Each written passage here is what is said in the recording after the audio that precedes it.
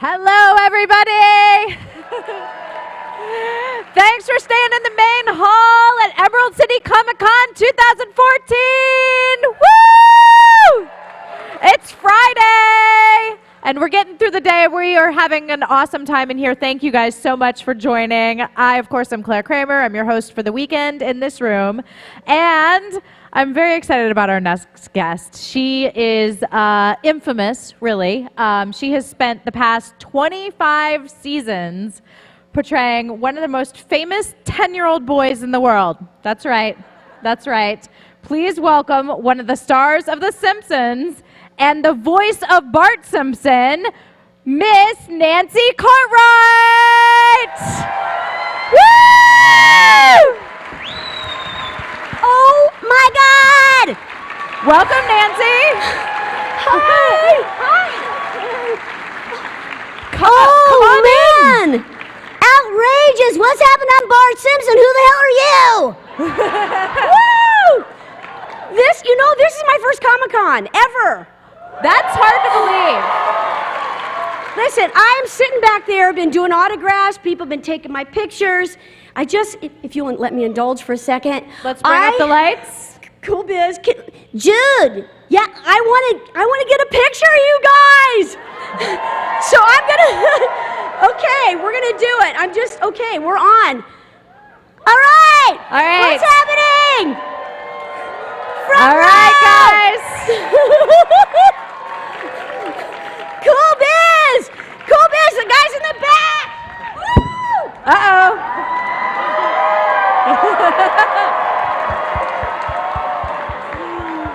Hey, it's video, so make some noise! Woo!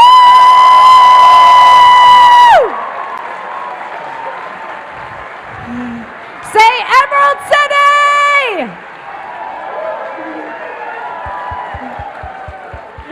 All right.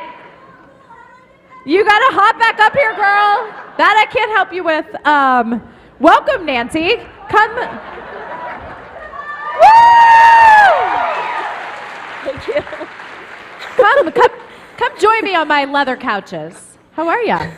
I'm a little shy. I can't believe, like I said, after 25 seasons and such a great character that this is your first Comic-Con. What's up with that? Yeah. I mean, thank you for coming. So you don't know what to expect, but these guys are huge fans of yours. Clearly. And, Clearly. And I am as well. And as soon as you catch your breath, I want to talk a little bit about the creation of Bart Simpson and the character. Let's do it. No, I don't know if Wikipedia is right or wrong. I've had my fights with Wiki today. Yeah. But I read that you originally went in for the role of Lisa. Is that the case? Guilty as charged. Okay. So how did that evolve into you reading for Bart and finding that voice? Well, I'd been told that they were looking for the voice of an 8-year-old girl for these little vignettes, and I was familiar with the Tracy Ullman show. And I was told, my agent said they were looking for Lisa Simpson, and I said, do you have any more information about her? And all she had was that she was 8 years old and the middle child, and there was 2 kids and a mom and dad, and Dan and Julie were already cast. Oh, okay. So I went in, but sitting on the table, there's Lisa with a monologue, and next to her was Bart, obviously. But I pick it up, and I'm looking at Lisa. Oh, that's fine. That's cool. What's this? Pick that up, and, it said, 10-year-old, school-hating, underachiever, and proud of it, and come on. Yeah. Done deal. One voice. Do you mind if I do it? No. Matt Groening's like, no problem. Blah, blah, blah, blah, blah, blah, blah. Boom, I was hired on the spot. No way. Way. No way. Is that the first time you've been hired on the spot? And no. Well, I imagine nowadays you don't even audition, but early on, that is kind of an unusual thing.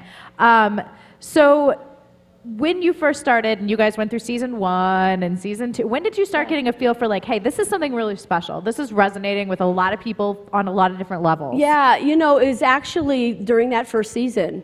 I think all of us kind of had a sense that this was something really special.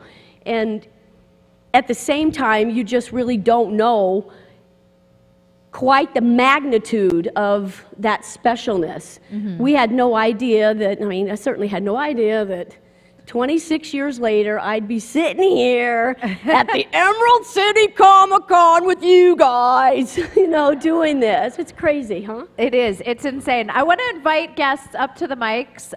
We'll try to get to as many questions as we can. And in the meantime, how did you get into voice acting? It seems to be a question, this elusive sort of profession that everybody wants to break into, but it's very difficult. Yeah. It's something that I don't even know, it wasn't my original idea. When I was in high school, I competed on the speech team. Okay. And do we have anybody here that knows about forensics and doing, yeah? So I was not a debater, but I did individual events and specialized in telling stories, mostly humorous interpretation. And so when I was a junior in high school, this is in Dayton, Ohio, I competed telling children's stories, and I would do 6 and 7 voices. And I just started coming up with sounds and characters. Eventually, I ended up, a couple years later, I ended up working at a radio station, but I loved doing the commercials, and then I went on the air to create a little character as a promotional gimmick for the radio station, again, back in Dayton, Ohio. And I realized, I could make a living doing this. This would be really, really fun to do cartoon voices. So the competition itself ended up being, that was my training field. I didn't learn how to do voices, I just started to do them.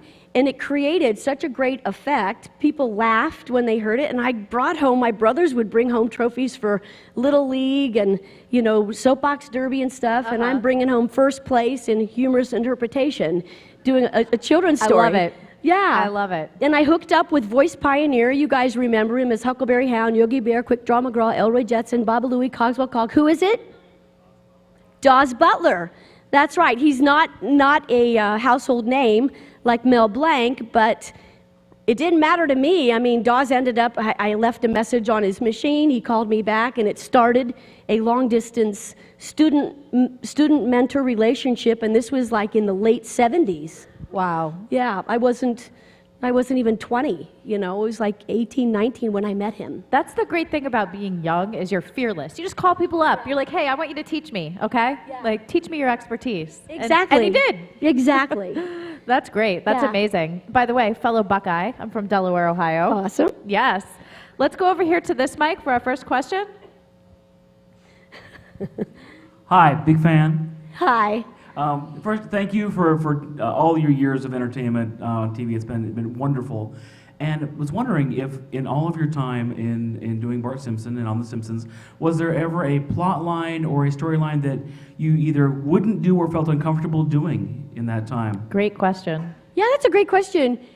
This was very, very early on, and yes, a script was given to us, and it was I think it was actually in the first season, and I don't know who wrote it, but it was kind of disturbing, and I elicited a complaint about it, a little concern about it, and obviously I wasn't the only one, and it never made the cut.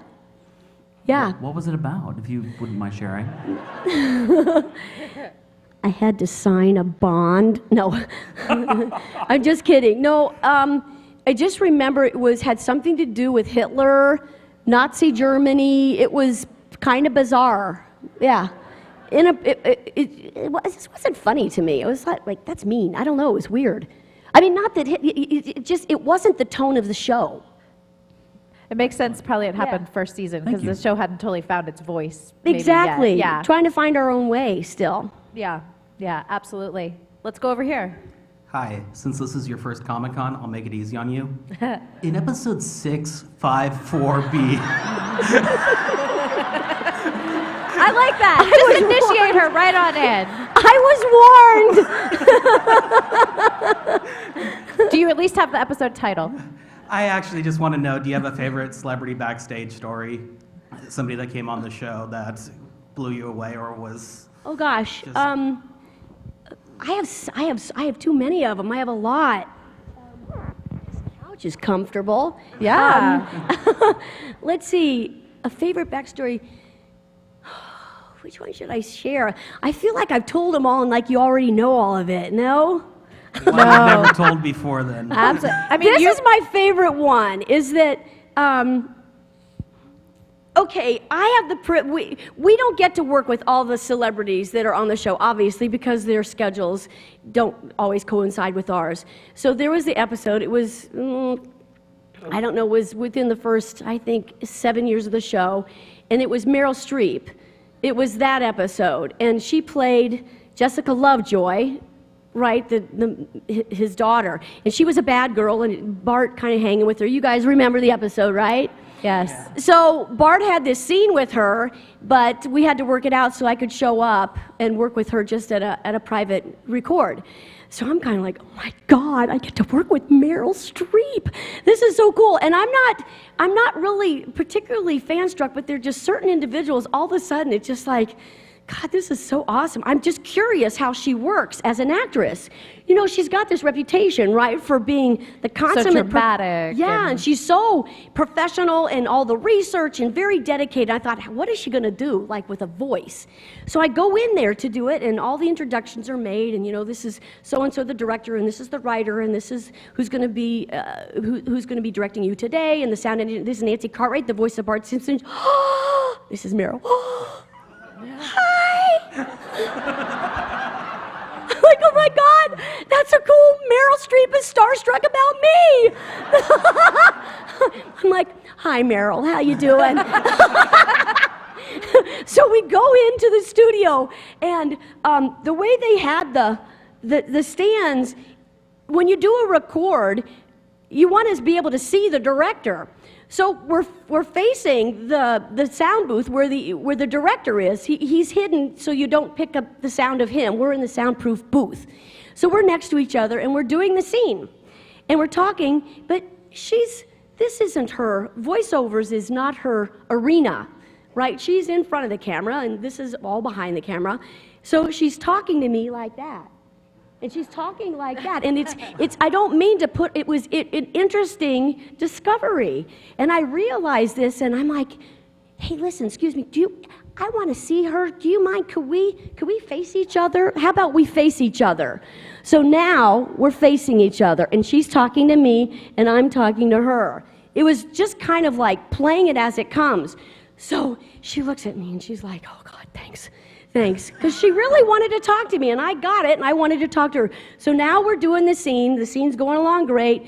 We do 1 take, 2, 3. We do about 4 takes for each scene. I'm answering a lot of your questions here, I know. So we do 4 takes. She's really good. She goes, I have another idea. Could I just do one more take? I said, oh, yeah, totally fine by me. She does another one. 5. I just realized something. I got another idea. She does another take. She does 7, 8, 9, 10 takes. I'm thinking, oh my God, she's amazing. She's making me look bad. I mean, I never do that many takes. We just get it done, right? So we finish the job, and now inside, little voice is saying to me, okay, Nancy, now's your chance. Get her autograph. Get her autograph now. You know, you're done. You don't want to be walking out to the parking lot. We signed our contracts. We were all finished. And I'm thinking, I can't do it. This was the experience. I can take the experience with it's enough. It's enough. I'll be able to share this someday at Emerald City Comic Con. And right here. So I'm walking out the door. I'm reaching for the door handle. All of a sudden, I feel a little tap on my shoulder. Oh, yeah. And I turn. There's Meryl. And she says, Nancy, my kids are too young to watch my movies, but I was just wondering, they're huge fans of the show, and I was just wondering, could I have your autograph? Oh my God. That's my favorite. Thank you. And with good reason. That's a great story. Awesome. Thank you. Great question. Let's go right over here. Hi. So I'm a little starstruck too, so I'm a little nervous. Don't be nervous. Okay. So so my dad, he loves Meryl Streep, and he also loves The Simpsons, and we had some good family. So thank you for our family time our quality bonding time that we had. And my mom wasn't so keen. Yeah. She was just like, okay, Bart Simpson, he's rude, crude, and disrespectful. Yeah. But that's why we love him. So, But at any rate, so like when the show would come on and the theme song would come on, I'd make up some other like title for The Simpsons. She knew what it was, but we still watched it. So we love the show. Awesome. So I guess it's the same question, but I was a little nervous, so I didn't quite hear it. But I think it just was basically that was about what favorite celebrity guest. Yeah. So for me, I was just going to ask what was one of your favorite episodes too. Yeah, it's such a hard question. I can name a few, and I bet you if we went around to there's how many? Well, okay. There's a lot. There's like more people in here than episodes. We've done over like 540 something like that, I think, by now. Some of my favorite ones I love, and I wish they would do more of them. I love the musicals. I think the musicals are so well written. So They are. yeah, the writers and Alf Clausen, who's the arranger and composer, and you guys realize that The Simpsons it's like the last of the dinosaurs in terms of like a live orchestra that actually still does the music for it. And some of these guys, we provide work for a lot of these musicians, studio musicians, for 20-some years. What a cool thing to provide that much employment, not just to them, but to the animators, to the colorists, to the storyboard guys. We provide a lot of work. Yeah, cool. The Halloween episodes were always fun. The Halloween episodes, I love the Sherry Bobbins episode. To me, that's so fun. I just saw it recently. I played it. My mom and dad are in a retirement facility, and I went over there as, the daughter of Frank and Marilyn Cartwright, and did a whole little Simpson thing. And I said, showed the Simpsons one, because, of course, they had children in the 1965 when Mary Poppins came out, so they were very familiar with that. And, do you remember, it's like Bart and Lisa were singing that takeoff, and if you want to be our sitter, please be sweet and never bitter. Help us with math and book reports, might I add. Right on. Yay! Thank you. Thank you. Yes. Hi. I was just curious if there is a character, either on The Simpsons or otherwise, that would be like your dream voice acting role, something you'd always wanted to do. Wow.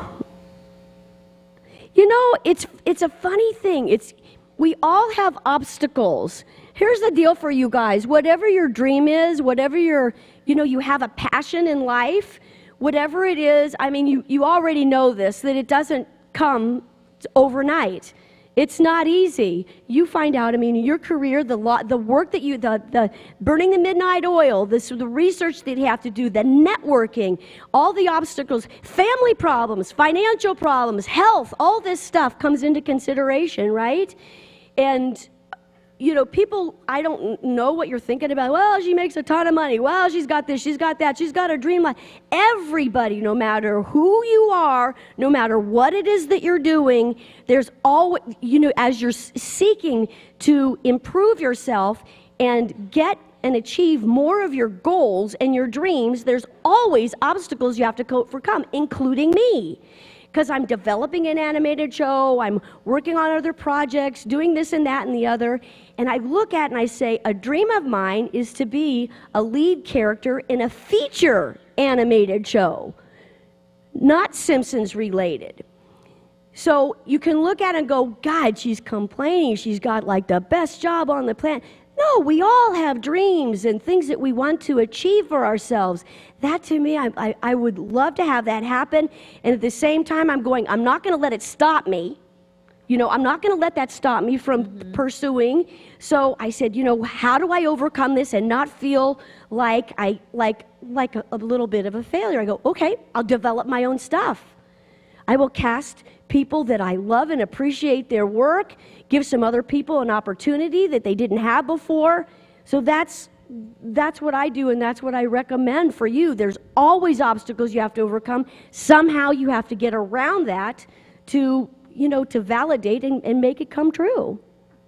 That's a great question. Well spoken. Beautiful, Well thank spoken, you. Nancy. Yeah, thank you. Yes. Hi. Hi. Sorry, caught me by surprise. Everybody's here asking about The Simpsons. My favorite show of yours is actually Animaniacs. So I was just wondering, what was your favorite part about filming or doing that? Working on that, oh my gosh. So she's talking about Animaniacs, and I was Mindy. Yeah, I love you, lady. Bye-bye.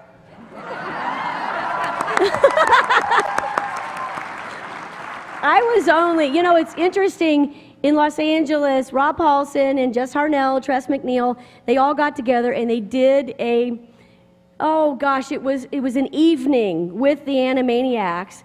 And I heard about it, and I just kind of wanted to show up quietly and be in the audience and support them. It was the best evening. It was so much fun to watch them all together because it brought back such fond memories of when I was with them. I was only in about 1/5 of the shows that they did.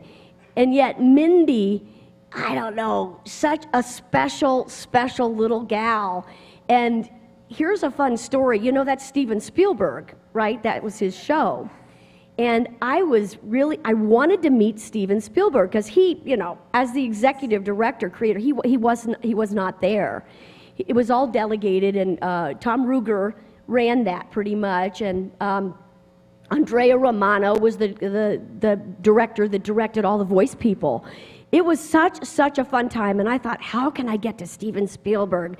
So at that time, he was on the Warner Brothers lot, and it was Amblin Productions. This was about the time that, what was the name of the movie? The Nazi Germany with the Schindler's List. Schindler's List was coming out. It hadn't been released to the public yet. So I found out how many staff he had at Amblin, and I bought pizza for the entire staff. It was like 40 boxes of pizza. It was a ridiculous number of pizza.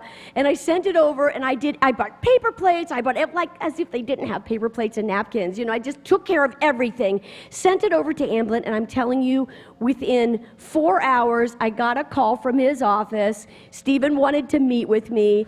And, Perfect. And I showed up and shook his hand, and then he sent me some cell with Mindy on it and an animated version of him, and he said something like, did you ever deliver pizza to the kids in your neighborhood? Love you, Mindy, love Steven. Really sweet. The guys at the top, by the way, for all you guys out there, another little tip to know, the executives that run these companies, or any company, the executives that run these companies are some of the nicest people on the planet. You think about it, they have to be, because they have all these people under them that are counting on doing something successful. So the guys at the top are super nice. They return your phone calls, they return your emails. They're some of the best people on the planet. Thank you. Yeah. Thank you. That's an interesting subject because you're so well known for playing Bart, but you also play, Chucky from Rugrats and Mindy and stuff. So how do you find all these different characters' voices? You kind of touched on your process in general, but yeah. when you literally get a character.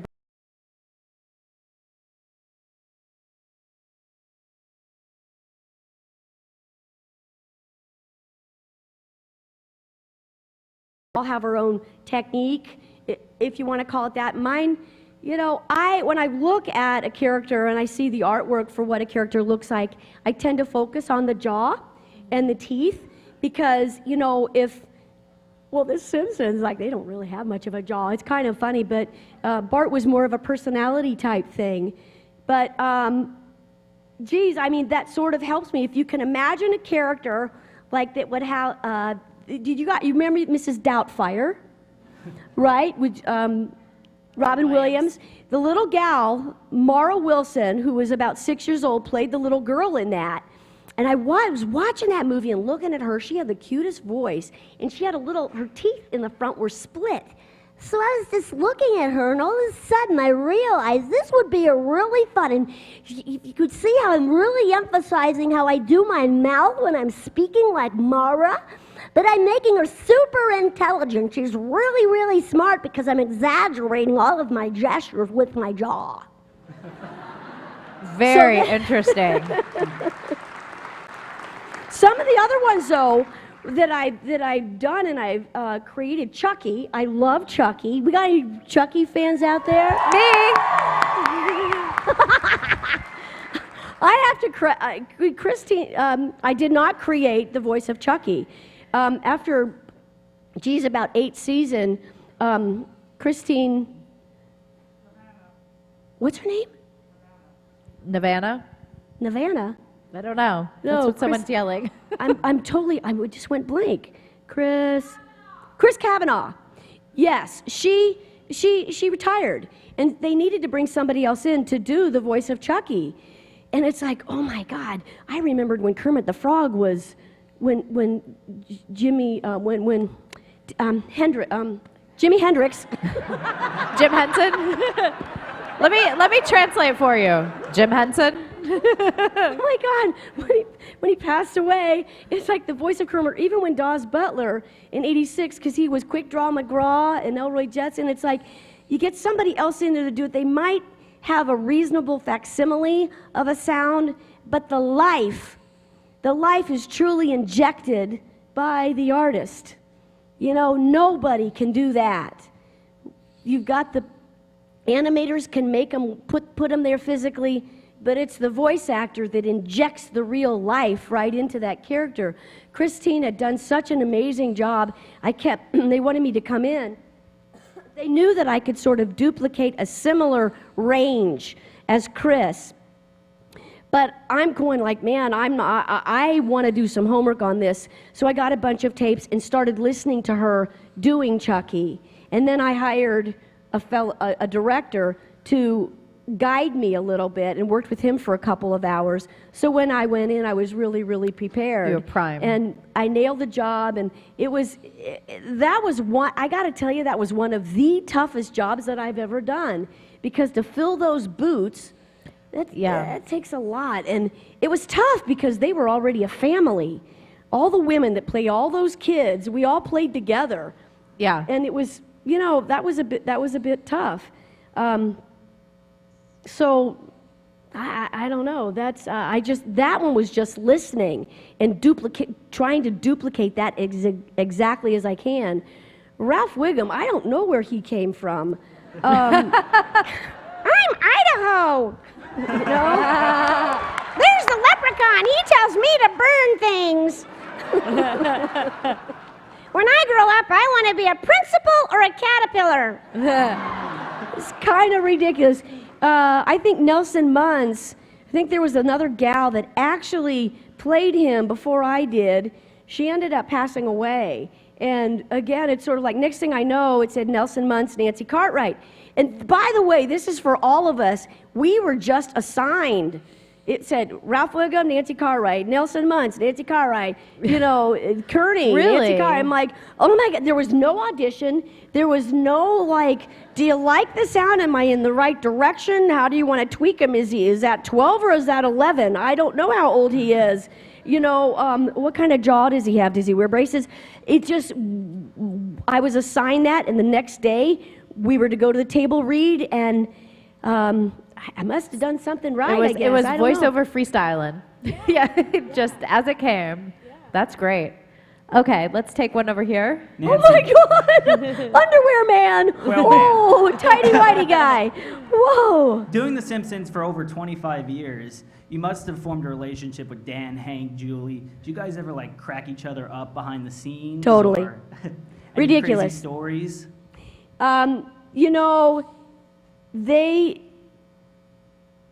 When we're together, it's sort of done like, if you can imagine what old-time radio must have been like, because we're all on a sound stage. We all have our own stand. We all have our own stools. We have they put extenders on the music stands because we lay out our scripts, that scene. The entire scene is laid out across, a board that's about that wide. So you lay it and you overlap it so you just see the lines. And we start at the beginning and go through it. And as far as cracking each other up, I don't know that I could, if we did, it would be counted on one hand that we would cut ruin a scene. You know, it just doesn't happen because we've already done the table read for it on Thursdays, and then come Monday is when we do the record. I gotta tell you though, when Hank and Dan are going back and forth, say as Apu, or you know, or and Homer or Krusty and whoever, you know, it takes a lot of I just kind of sit back and enjoy the show. It's so pleasurable to be on a show that you're actually a fan of yourself. What a treat. Yeah. And the talent level is so high with you guys. I mean, it is insane. It's crazy. Yes, let's come over here for a question. First off, I have to ask what is your, first off, do I have a question limit? Yes. One question. Yeah, but you can get back in the back of the line if we get to you again, then that's cool. Okay, so Sorry. No. You need to sit down now.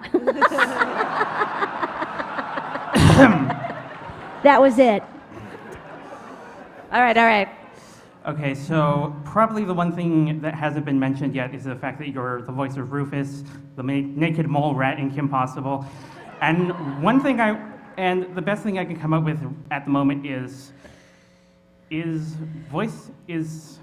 recording lines for the character in the show different than, say, recording the lines for the song Naked Mole Rat?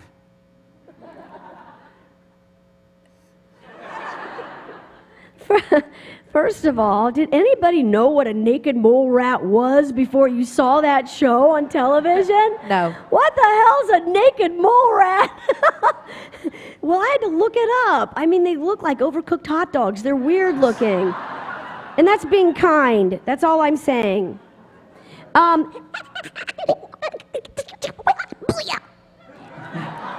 a little freebie for you there, buddy. I don't know how to answer that question. I mean, I just do what I do, and all I know is I spit a lot when I do his voice, and so they did me separately. You were isolated. It was an isolating job. Thank you. Thank you very much. Thank you. Okay, let's go over here. Your castmate, Dan Castaneda, he was on NPR's Wait, Wait, Don't Tell Me, and he had mentioned briefly that you once got a speeding ticket and you tried to get out of it by doing Bart's voice. So I was wondering if you could tell that story about what happened, because what he said was, I think the cop got angrier. Nancy, please enlighten us. What happened here? I did. Okay, look, come on, you got to give me credit. You know, I was driving a little pink Miata. It was the cutest car, and the license plate. Okay, I was going down Los Feliz Boulevard, and I was going a little bit too fast. It was 35 miles an hour, and I was going about 65. So, but I'm just saying, but I was a little late. I was running a little bit late, and next thing you know, woo, woo, woo, and I'm looking at, boom, bam, boom. So I took a right, I pulled up, whoop, I just stopped. And I'm looking in my rearview mirror, he's right behind me, with cherries going round and round. Now he gets out of the car, and I'm like, oh. And now he's got his pad, and he's looking at my license plate. He's checking it out. He's writing it down, and he comes around to me. Now, I'm in a Miata, right? It's kind of low. This guy's kind of big, so he's kind of bending down to me. And he goes, so, you got one of those personal license plates? I said, yes, I do. Don't have a cow, man. He looks at me, he says, excuse me? And I said, don't have a cow, man. DNTHVCW, don't have cow. Nothing. Boom. Strike one. I said, I'm on the show called The Simpsons. Have you ever heard of it? You know The Simpsons? No. Strike two. I said, I'm Bart Simpson. He says, don't have a cow, man. He says, look, I don't care who you are. You know, I just gave a ticket to Nicolas Cage. He was driving his Ferrari going da-da-da. He got a ticket too, so I don't really care who you are. I'm like, oh. So flunk, I got a ticket. Ticket happened. Another time, though, I have to tell you, this was before that. Golly, my kids were babies. I was driving, okay, get this, a Bart yellow Nissan Stanza wagon. I was such a nerd. I mocked it up like the Bartmobile. And the license plate at that time was El Barto. This just makes me love you so much more. Oh my God! I can't even love describe my it. job. I love it. So I'm driving. My husband at the time was driving the car, and we're driving on the 10 freeway, going eastbound on the 10 freeway. And all of a sudden, woo! I look over. Murphy, are you speeding? No, I'm not. I said, you're getting pulled over. Pull over. We pull over on the side of the road, and all of a sudden, I'm not kidding. I swear to you, I knew exactly what was going on. He did not go to the driver's side. He came over to my side of the car. I rolled down the window, and I'm standing there looking at this cop, and he's looking at me. He says, listen, I couldn't help but notice your license plate and your car. Oh, and I had Bart pictures on the big, the masks. Remember in the early 90s when a big book came out, like a Bart Simpson mask, Marge Simpson, like the face mask? Those were in the windows. Oh my God, I can't believe I did that. He just said, listen, I couldn't help but notice your car, but I'm a huge fan of The Simpsons. Could I get your autograph?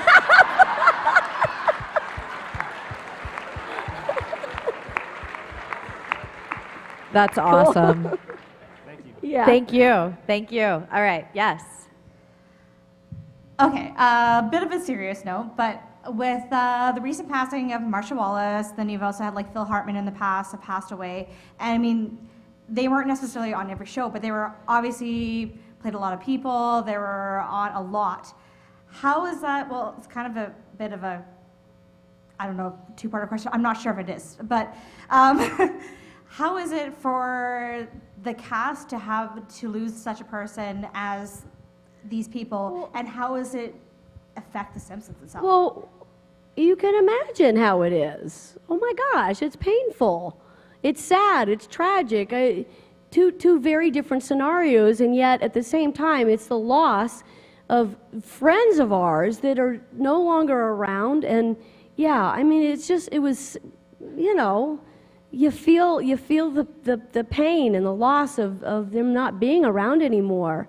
And I think that Matt and Jim and all the executives, the policy that they have, I think is beautiful, that they're never ever to be replaced, because like what I said earlier, you can't replace that sound. And there's shortly after, the loss of that person happens, there's always, you guys see it, there's a show that's dedicated to, the loss of Marsha or Phil.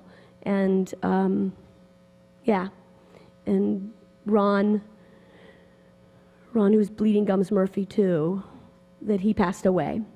So they're doing other things right now, and we're carrying on, just like they would want us to. Thank you. Yeah.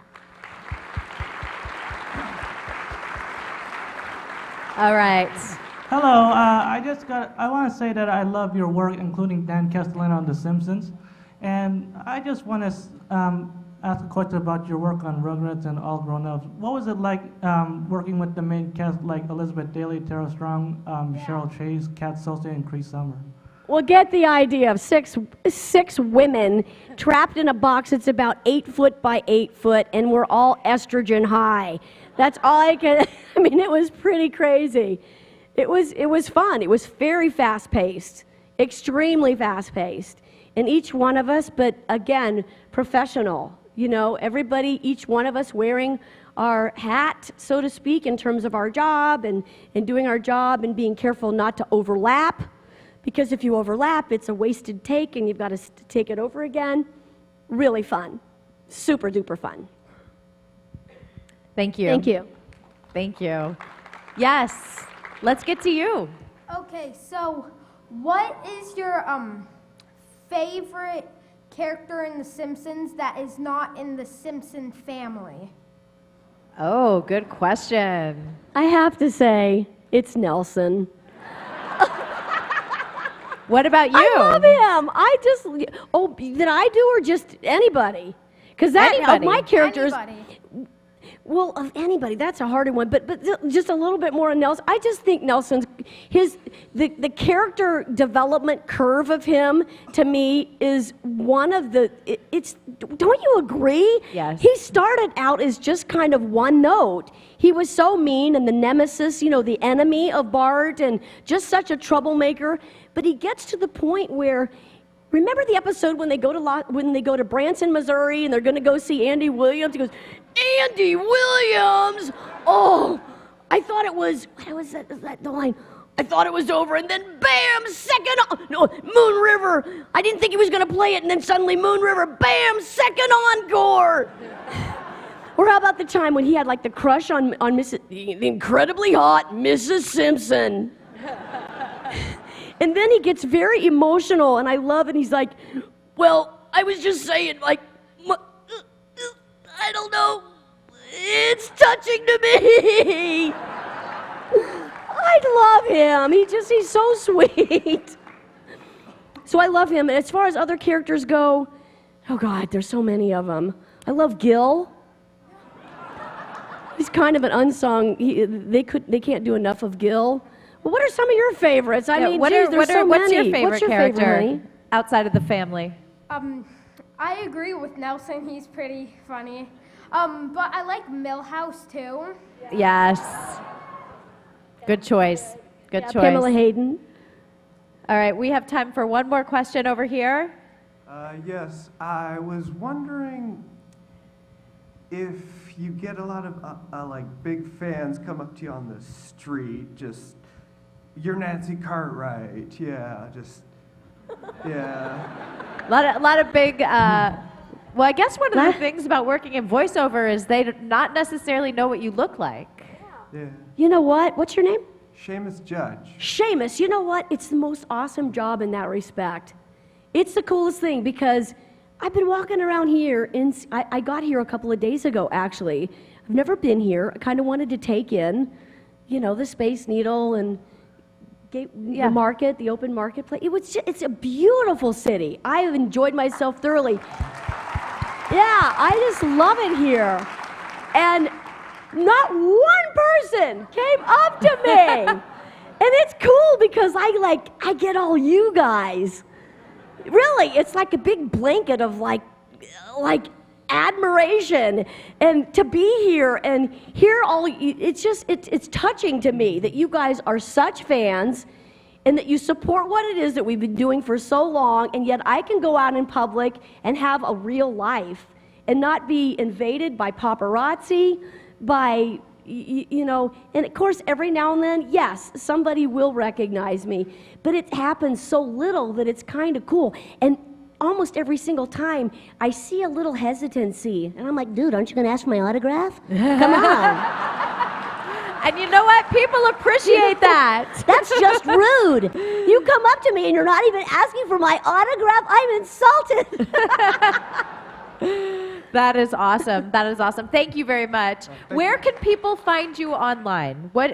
And talk about, you're a philanthropist, you have a couple upcoming events, so just quickly, can you fill us in? Well, you just go to nancycartwright.com. Just go to my name. I'm starting to Twitter. I should probably have started it way before now, but you can be my Twitter friend, because I Twittered you yesterday, so you can tweet me back. I want to do that. She's at Nancy Cartwright. Yeah. Facebook, yes. I have a fan Facebook page. You can do that. A couple things that are happening you might be interested in. You have to find out, and you have to pay ahead of time to find out where I live. But I have a nonprofit organization called Happy House, and we have an amazing after-school program for kids. It's a character education building program for little guys, and they learn about making good choices.